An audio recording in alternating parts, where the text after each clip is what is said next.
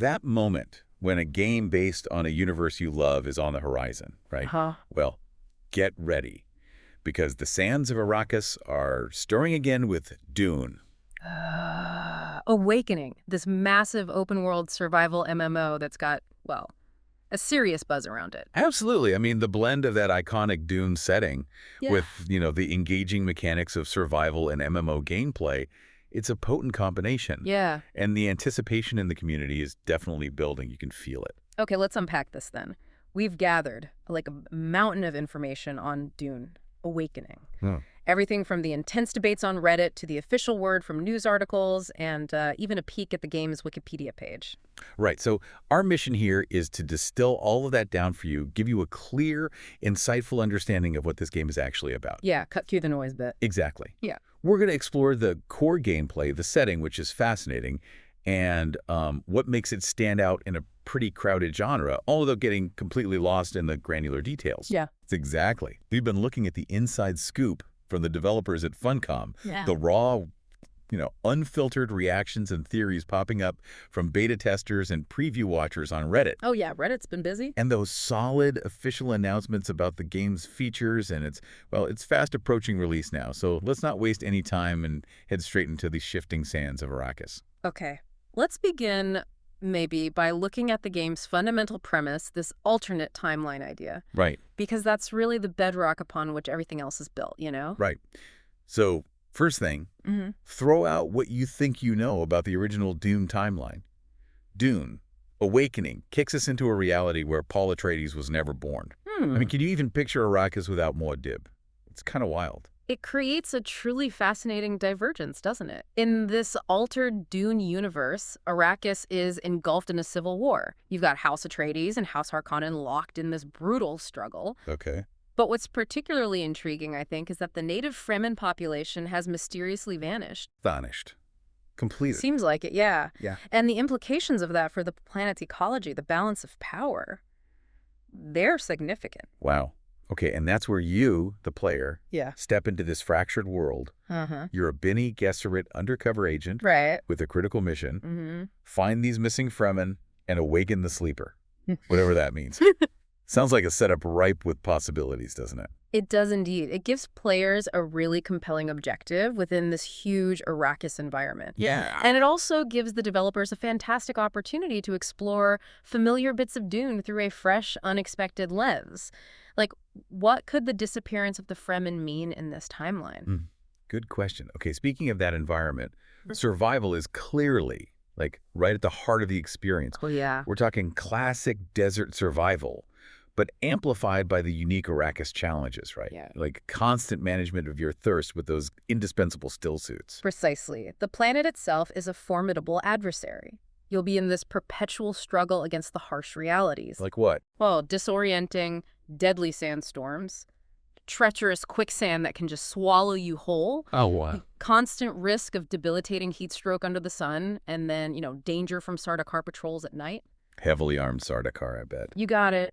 Every moment is going to be a test of resilience. Sounds incredibly immersive and, yeah, pretty brutal. So to make it through all that, you'll need more than just grit. It looks like resource scavenging and crafting are going to be absolutely essential. Absolutely. Players will need to meticulously scour the environment for vital resources. Okay. These can then be used to craft a whole array of essential items, basic tools, protective gear, more advanced weapons, components for shelter. Shelters, right. Need those. Definitely. Yeah. And interestingly, the sources mention that if you build an outpost, you actually have to pay tax to the emperor. Seriously. Tax. Yeah. Yeah. It's a small detail, but it kind of underscores the pervasive political and economic layers, even when you're just trying to survive. Huh. And of course, you can't even whisper the word Dune without thinking of spice. Melange. The psychedelic melange, the most coveted substance in the universe. It sounds like harvesting it and the competition around it will be a central pillar of the gameplay. Indeed. The information we have really emphasizes the intense competition between players to discover, extract, and crucially, safely transport spice. Right. Transport it. This isn't just about getting rich yourself. Controlling the flow of spice will likely be a major catalyst for conflict. alliances. Yeah. The whole power dynamic in the multiplayer world. Yeah, I can see that. Imagine controlling key spice blows. Exactly. Strategic value right there. But the real icon of Arrakis, the thing that truly makes the desert terrifying, has to be the sandworms. Shahud. Yes. I hear they're a constant looming threat. They are. The devs have made it clear players need to be acutely aware of their surroundings and, crucially, avoid making loud noises. That's the primary trigger.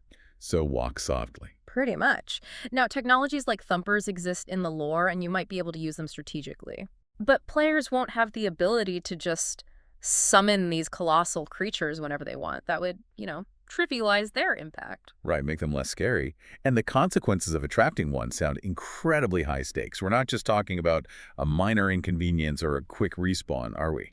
No, quite the opposite. The sources explicitly state that if a sandworm devours your hard-earned items, or, even worse, your precious vehicle... Oh no, not the vehicle. Those losses are permanent. Wow. Gone. Ouch. Yeah. It introduces a significant element of risk and reward to just exploring and gathering resources. Makes you much more deliberate, more cautious. Definitely raises the stakes. So while you're fighting to survive, you're also striving to improve your situation. How does player progression work in Dune Awakening? Well, players will advance by unlocking a diverse range of new skills. These will help with combat, obviously, but also with just navigating the terrain. Traversal skill. Yeah, exactly. They'll also get access to more powerful weaponry, more sophisticated gadgets, and intriguingly, there's a system where players can become addicted to spice. Addicted, like with drawbacks. Presumably, yeah. But the upside is it will also grant them unique spice-fueled powers, so another layer to character development. Interesting trade-off. Okay, so you're surviving, you're getting stronger, and you're definitely not alone out there. Yeah. This is an MMO after all. Right. Big multiplayer world. What can we anticipate from that large-scale multiplayer experience? Funcom has outlined this clear four-phase structure for player progression within the MMO. Survive, protect, expand, and ultimately control. Survive, protect, expand, control. Okay. Yeah, it suggests a pretty compelling journey, right? From being this solitary figure struggling against the elements to potentially becoming an influential leader in a powerful guild, maybe even shaping the game world. Guild leader, huh? And getting around this immense world sounds pretty innovative too, with this overland map and piloting ornithopters. Yes, once players move beyond the initial starting area, they get access to this overland map. It's a strategic top-down view. Okay. From there, you can pilot your ornithopter to travel between different key locations across the world.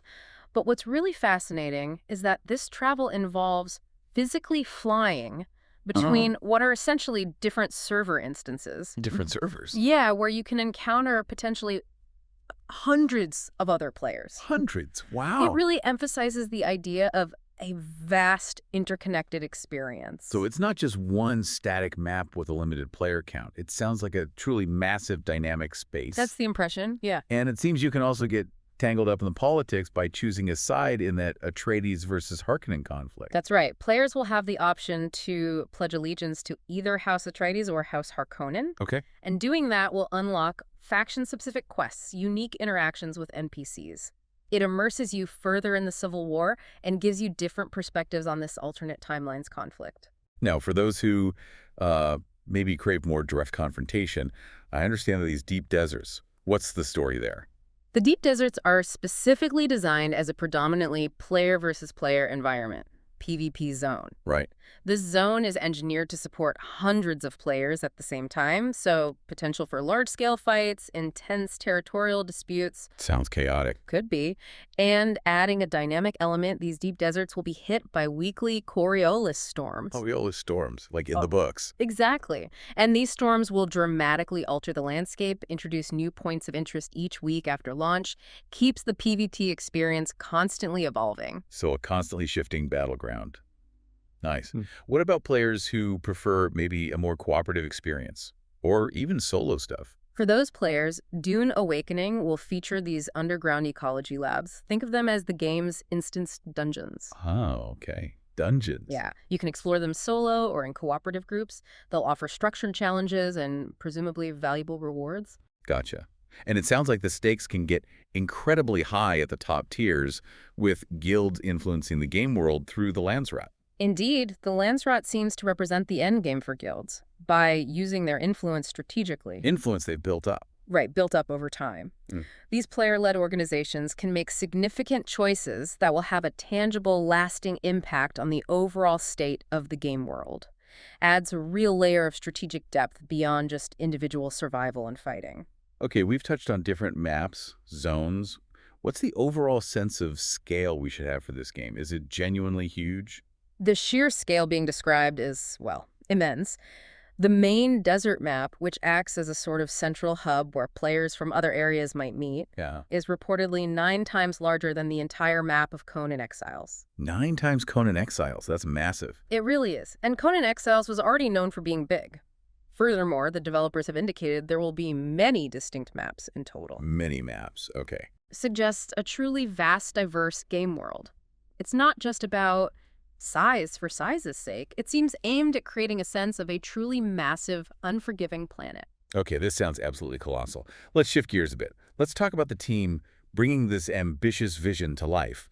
Funcom's at the helm, we know that. That's correct. Funcom, the experienced studio behind Conan Exiles, is the lead developer. Right. They've also partnered with a German studio, Nuclear. They're specifically contributing expertise on the vehicular gameplay mechanics. Ah, the ornithopters and ground vehicles. Makes sense. And Funcom isn't just looking at this one game in isolation. They have a broader vision for Dune, right? Yes, they've got a significant long-term collaboration going with Legendary Entertainment. The movie people. Exactly, the ones behind the recent films. Their ambitious plan is to develop 3 distinct Dune games within 6 years. 3 games, wow. Yeah, with Awakening positioned as the flagship open-world multiplayer one. It signals a pretty substantial commitment to the franchise. Definitely. So the burning question is, when can we actually dive into this world ourselves? We've heard a few dates thrown around. Okay, the official launch date for Dune, Awakening on Windows PC is now set for June 10th, 2025. June 10th, 2025. Got it. However, players who opt for the Deluxe or Ultimate Editions get early access starting June 5th. 5 extra days. Nice. Gives them a head start. And it's worth noting this is a slight adjustment from a previously mentioned May launch window. Just a little delay. Okay. Good to have the latest timing. And what about our console-playing listeners? Any word on PS5 or Xbox? Versions for PlayStation 5 and Xbox Series X and S are definitely in the pipeline, Okay. but they will be released at a later date. The initial focus seems to be nailing the PC launch first. Makes sense. And for those of us thinking about the long-term investment, what's the business model? Are we looking at a subscription or one of those early access forever deals? Fortunately, it sounds pretty straightforward. It's a full game release, Okay. no ongoing early access period, and crucially, no mandatory subscription fees. Oh, that's great news. Yeah, Funcom has publicly stated they intend to release regular free updates, new content, new features with optional DLC purchases available later for players who want to expand their experience. Okay, that sounds like a pretty consumer-friendly approach.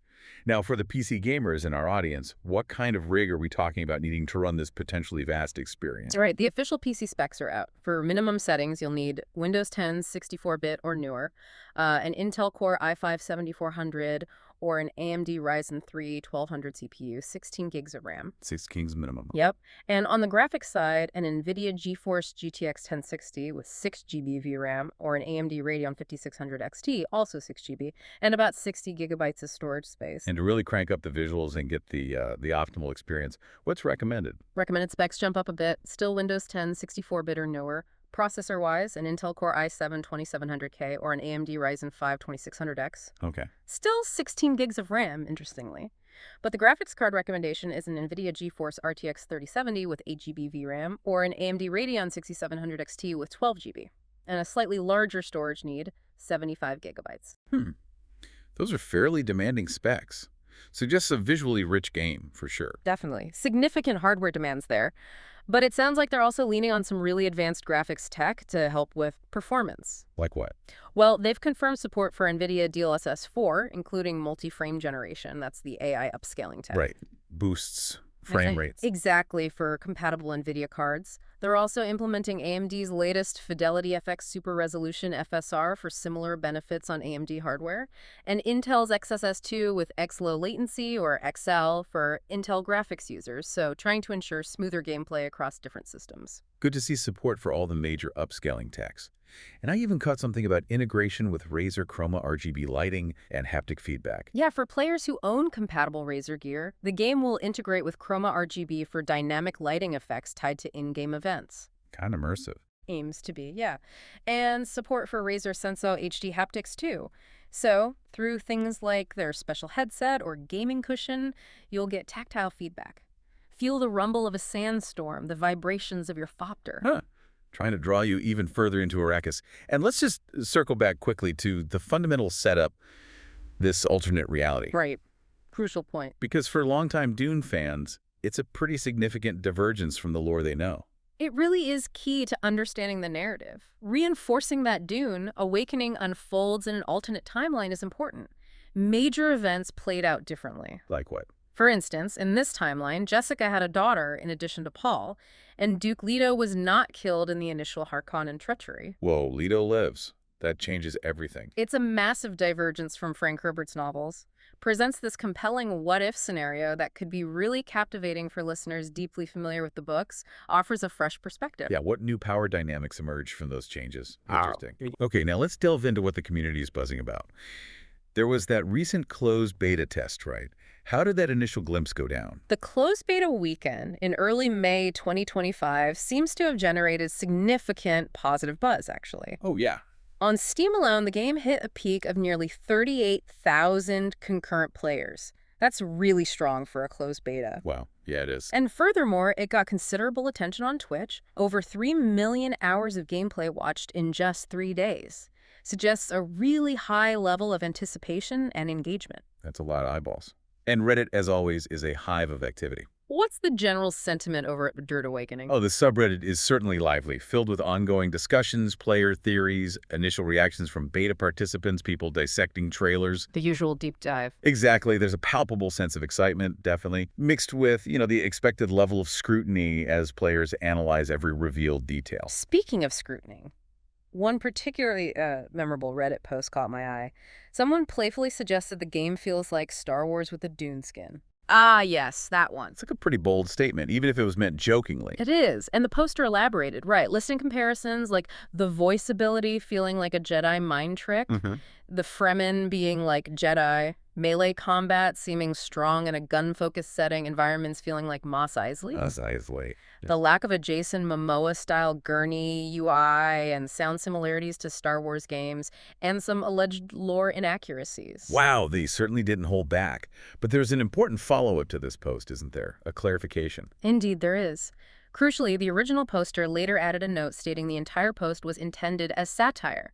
A bit of lighthearted trolling. Ah, satire. Okay. They explicitly said they knew Dune predates Star Wars and that they loved both franchises. It just highlights the kind of provocative, sometimes just for fun discussions that pop up in online gaming communities. All right. Got to take some online comments with a grain of, spice. So while there's a lot of excitement, it sounds like not everyone is entirely convinced just yet. What other concerns or hopes have been bubbling up from those who've played early builds? Well, some players from the early playtests did express concerns about the combat mechanics, described it as feeling maybe a bit rough, potentially less refined than, say, Conan Exiles. Rough how? Specific criticisms mentioned seemingly stationary player and NPC interactions during fights, kind of stiff, maybe. Okay. And also that benchmark tool they released. It did reveal potential optimization challenges for some hardware setups. Right. Optimization is always a big one, especially for a game that's potentially huge. Yeah. What about the more positive feedback? What are players particularly enthusiastic about? There's significant excitement around the potential for really deep, extensive base customization.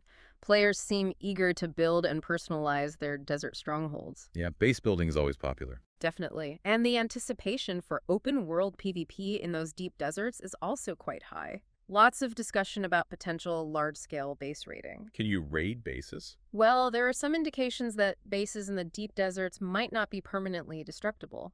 Maybe for server stability, player experience reasons, still being discussed. Interesting balance to strike there. Yeah. And the prospect of future content and ongoing support seems to be a big talking point too. Yes, the community is actively discussing the planned post-launch DLC.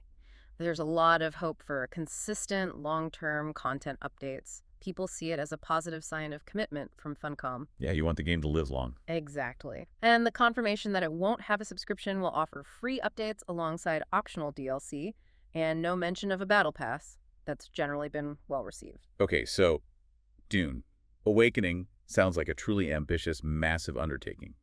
Huge potential. Hmm. Let's try and summarize the key things we've learned. What are your main takeaways from all this? Well, Dune, Awakening is shaping up to be this truly expansive open-world survival MMO. It's deeply embedded in that compelling alternate Dune timeline. Right, the no-Paul timeline. Exactly. Right. It seems to skillfully merge familiar survival mechanics, resource management, base building with those iconic Dune elements, spice harvesting, the competition around it, the terrifying threat of sandworms. Yeah, forget the worm. Never forget the worms. Plus, it promises large-scale multiplayer interactions, faction politics, and just a vast world to explore. Remember, reportedly 9 times the size of Conan Exiles. Yeah, that scale is hard to ignore. It definitely sounds like an experience with a lot to offer. What aspects do you think will particularly intrigue our listeners? I think the sheer scale and scope of the world, for one. Combined with that dynamic mix of PvP and PvE gameplay, and the unique way it seems to be reinterpreting the rich Dune lore. And that should offer a really compelling experience. Yeah. Plus, the active community discussions, that successful beta weekend, it strongly suggests a dedicated fan base is already forming. People are invested. But, as with any ambitious project, there are still some lingering questions, some areas of concern, right? It's not all smooth sailing yet. Absolutely. While there's considerable excitement, some valid questions remain, particularly around the nuances of the combat system. Does it feel good? Right. The overall optimization, can people run it well? And maybe, most importantly, how effectively will it ultimately capture that distinctive atmosphere, the core themes of the Dune universe we love? Big questions. Yeah. The development team still has these crucial weeks leading up to the full release to address the feedback from the beta tests. Hopefully they're listening. Let's hope so. So as we gaze upon this digital Arrakis on the horizon, here's maybe a final thought for you to ponder. In a reality where the pivotal events of Dune unfolded so differently, what does it truly signify to awaken the sleeper?